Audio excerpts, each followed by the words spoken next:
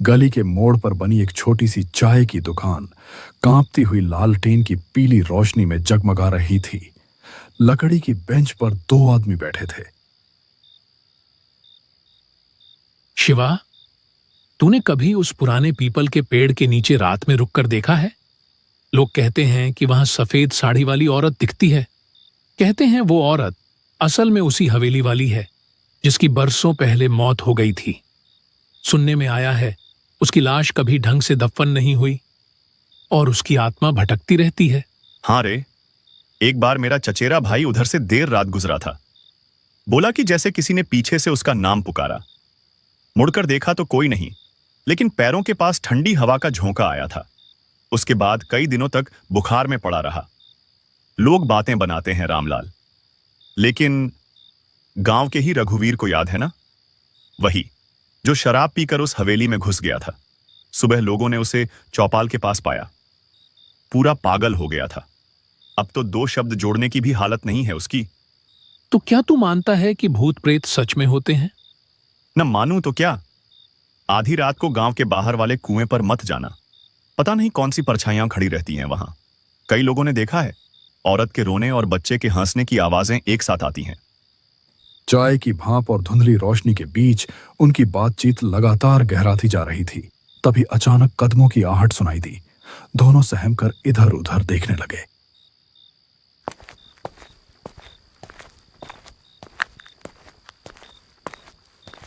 गांव के सन्नाटे को चीरता हुआ उनका तीसरा दोस्त वहां आ पहुंचा।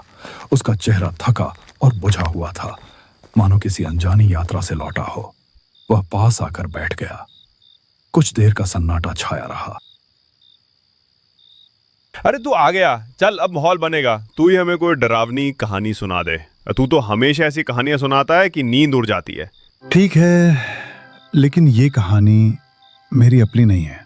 ये मेरे एक दोस्त के साथ घटी थी और उसने मुझे सब कुछ वैसे ही बताया था।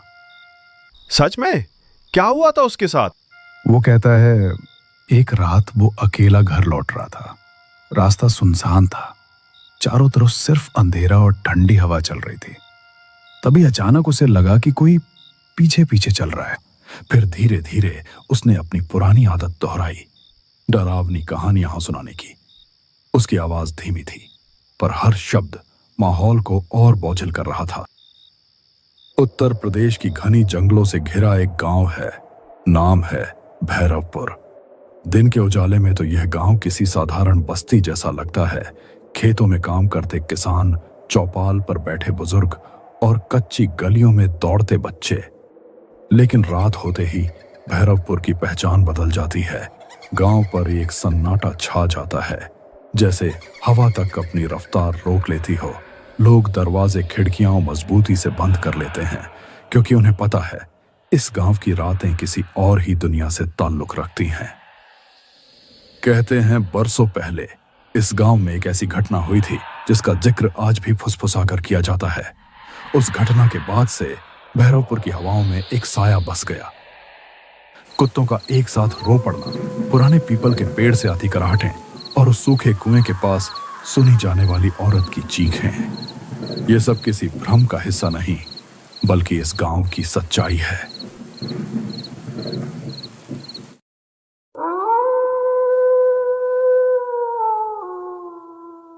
रात का वक्त था। लगभग 10:30 बज रहे थे। गांव में हल्की हल्की हवा के साथ बारिश भी हो रही थी और यहां सूरज के बेटे की तबीयत बिगड़ती ही जा रही थी। कोने में हल्की सी एक लालटेन जल रही थी। दोनों पति पत्नी अपने बच्चों की तबीयत को लेकर चिंतित थे। सूरज का मन तो था कि वह अपने बेटे को शहर के अस्पताल में ले जाए, लेकिन गांव वालों से उसने जो सुना था उसे सोचकर उसकी रूह कांप जाती थी कि कहीं उसके साथ भी कोई अनहोनी ना हो जाए।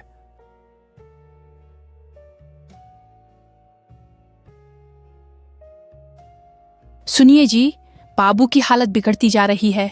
कुछ कीजिए वरना देर हो जाएगी। हाँ, अब और रुकना ठीक नहीं। मैं बाबू को लेकर साइकिल से ही शहर के अस्पताल निकलता हूँ। अकेले? रात का वक्त है जी, रास्ता सुनसान है। मुझे बहुत डर लग रहा है। डर मुझे भी है, पर बाबू की जान से बढ़कर कुछ नहीं। चाहे रास्ता कैसा भी हो, मैं उसे शहर जरूर ले जाऊंगा। हिम्मत रखना। तुम घर पर बाबू की मां बनकर दुआ करना। मैं बाबू का बाप बनकर हिम्मत दिखाऊंगा। भरोसा रखना, मैं बाबू को ठीक करके ही वापस लाऊंगा।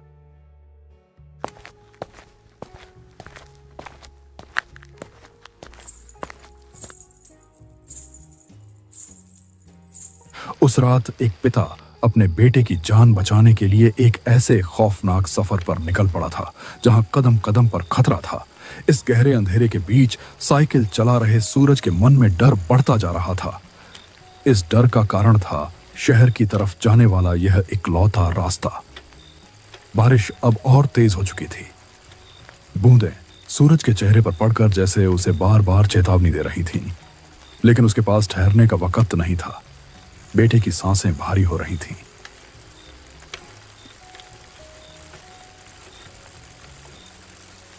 और हर पल उसके हाथ से फिसलता जा रहा था। रास्ता सुनसान था। दूर दूर तक सिवाय काले अंधेरे और बारिश की आवाज के कुछ नहीं था। यह वही रास्ता था जिसके बारे में गांव में कई कहानियां सुनी जाती थीं। लोग कहते थे कि इस रास्ते पर रात में कोई परछाई चलती है, कोई अजीब सी परछाई जो साथ साथ चलती है और अचानक गायब हो जाती है। सफर अभी बहुत लंबा था, इसीलिए सूरज अपनी साइकिल तेज चला रहा था ताकि वह जल्दी शहर पहुंचकर अपने बेटे की जान बचा सके। लेकिन अब बारिश बंद हो चुकी थी।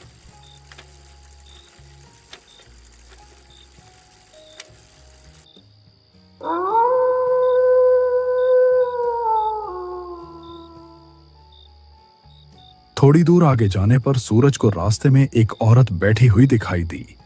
सूरज को यह देखकर बहुत आश्चर्य हुआ कि उसे रास्ते पर इतनी रात को कोई क्यों बैठा है। बेटा जरा रुक जा, ये टोकरी भारी है, मेरे बूढ़े हाथ कांपते हैं, उठा नहीं पा रही। अम्मा, मेरा बाबू बीमार है, मुझे जल्दी शहर पहुंचना है, वरना उसकी हालत और बिगड़ जाएगी। माफ करना अम्मा, अभी मेरे पास जरा भी वक्त नहीं है। अरे तू तो नेक लड़का लगता है, मेरी मदद कर दे बेटा, तेरे सिर पे दुआ रहेगी। ठीक है, आप अकेली हैं इतनी रात को। अच्छा बताइए कहाँ रखना है टोकरी, मैं उठा देता हूं।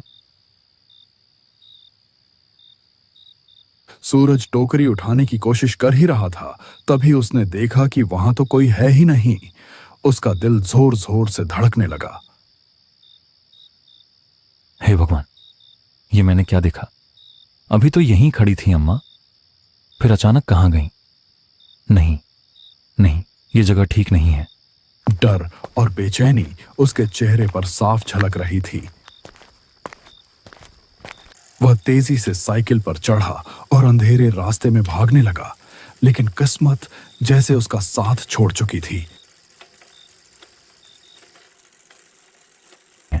मुझे यहां से निकलना होगा, बाबू की हालत और बिगड़ रही है, जल्दी शहर पहुंचना है।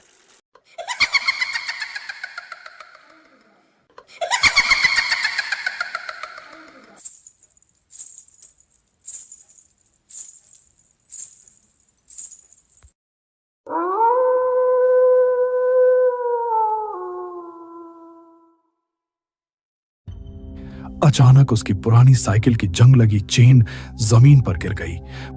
हे राम, ये क्या हो गया? अभी इस वक्त ही चेन गिरनी थी क्या? अगर मैं यहीं रुक गया तो पता नहीं क्या हो जाएगा। नहीं, मुझे किसी तरह चेन चढ़ानी ही होगी। और सूरज घबराहट में झुककर चेन चढ़ाने ही वाला था कि तभी उसकी रगों में खून जम गया। सामने वहीं खड़ी थी एक औरत, और वह औरत हूबहू उसकी पत्नी जैसी दिख रही थी। उस पल सूरज का मन मानो भर भरा कर टूट पड़ा। अरे तुम यहां कैसे? तुम तो घर पर थी ना, इतनी रात गए? इस सुनसान रास्ते पर कैसे चली आई? मत पूछो, मैंने रास्ते में एक परछाई देखी थी। वो लगातार मेरा पीछा कर रही है। मैं डरी हुई थी, इसलिए भागकर तुम्हारे पास आ गई। जल्दी करो, हमें यहाँ से निकलना होगा। बाबू को मुझे पकड़ाओ, मैं उसे संभाल लेती हूँ। तुम साइकिल ठीक करो।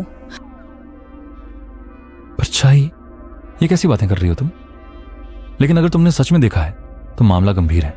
अच्छा, तुम बाबू को थामो, मैं चेन लगाता हूं। हाँ, जल्दी करो, वो कभी भी यहाँ आ सकती है। उसने सोचा शायद उसकी पत्नी ही है जो किसी तरह यहां तक पहुंच गई। वह कुछ पूछने या सोचने की हालत में नहीं था। थकान, डर और बच्चे की बीमारी ने उसकी समझ को कुंद कर दिया था। उसने बिना शक किए अपने बीमार बेटे को उस औरत की बाहों में थमा दिया। सूरज जल्दी से साइकिल संभाल कर आगे बढ़ गया।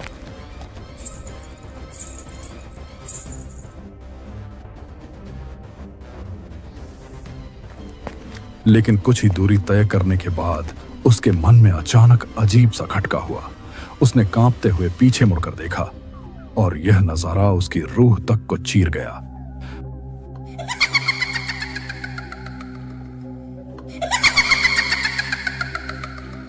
वहां उसकी पत्नी नहीं थी, सामने वही था जिससे गांव के बुजुर्ग हमेशा चेतावनी देते आए थे, छलावा। उसका असली भयानक रूप अब सामने था और उसकी पकड़ में सूरज का छोटा सा बाबू था। मेरे बाबू को छोड़ दे, ये मेरा बच्चा है, तू इसे क्यों ले आई? ओ मां, मैंने तो तुझे अपनी पत्नी समझा था। आंसू बारिश के कतरों के साथ मिल गए और उसकी दौड़ती हुई सांसें पागलपन की हद तक तेज हो गईं। वह ठोकर खाता, गिरता, फिर उठता और भागता रहा। उसके सीने में सिर्फ एक ही बात थी, किसी भी तरह बाबू को बचाना है। डर अब भी था, लेकिन उस डर के नीचे छिपा पिता का हौसला कहीं ज्यादा बड़ा था। मेरा बाबू मुझे लौटा दे।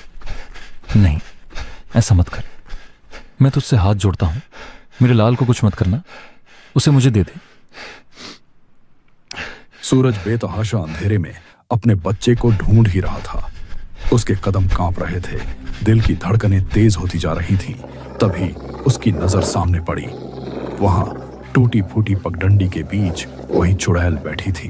उसकी गोद में वही बच्चा था जिसे सूरज अपनी जान से भी ज्यादा चाहता था। लेकिन उस वक्त उसके चेहरे पर एक रहस्यमयी मुस्कान थी, मानो वह जानती हो कि सूरज का डर अब उसके कब्जे में है। नहीं, ऐसा मत कर, मैं तुझसे हाथ जोड़ता हूं, मेरे लाल को कुछ मत करना, उसे मुझे दे दे। हे भगवान, अब मैं क्या करूं? किससे मदद मांगूं? हे भगवान, मेरा बाबू मुझसे मत छीनो, वो तो मेरी सांसों की डोर है, उसके बिना मैं जिंदा नहीं रह पाऊंगा। ओ परछाई, तुझसे मैं डरता नहीं, मगर मेरा लाल तेरा नहीं है, वो मेरी रूह का टुकड़ा है, उसे लौटा दे। अगर मेरी जान चाहिए तो ले जा, पर मेरे बाबू को छोड़ दे। मैं अपनी आंखों की रोशनी भी तुझ पर वार दूंगा, बस मेरा बच्चा मुझे लौटा दे। छलावा ने अपनी लाल आंखें चमकाईं। वह जैसे ही बाबू को चोट पहुंचाने के लिए अपना काला हाथ उठाता, तभी अचानक अंधेरे को चीरती हुई मोटरसाइकिल की तेज हेडलाइट उधर आ पड़ी।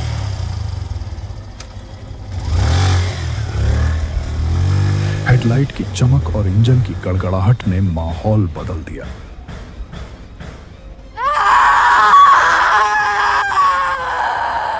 छलावा ने चीख मारी और अगले ही पल धुएं की तरह गायब हो गया।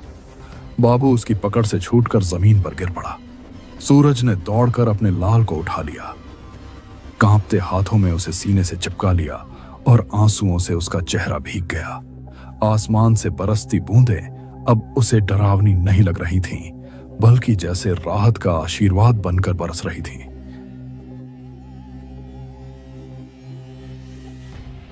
अरे सूरज, ये तू यहां इस हालत में, और ये तेरी आंखें लाल क्यों हैं?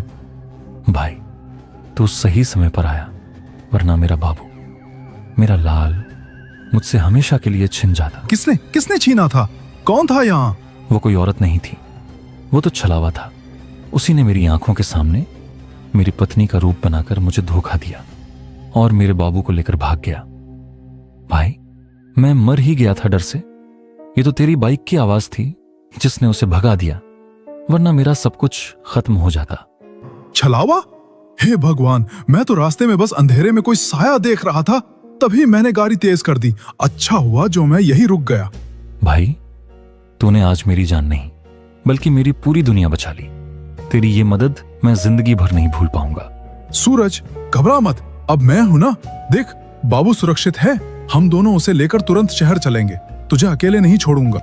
उस अंधेरी रात में सूरज की यह कहानी गांव के दिल में हमेशा के लिए दर्ज हो गई। एक बाप की जिसने छायाओं और छलावे से टकराकर अपनी संतान को बचा लिया। उस रात ने यह साबित कर दिया कि डर कितना भी गहरा क्यों ना हो, एक पिता का प्यार उससे कहीं ज्यादा मजबूत होता है।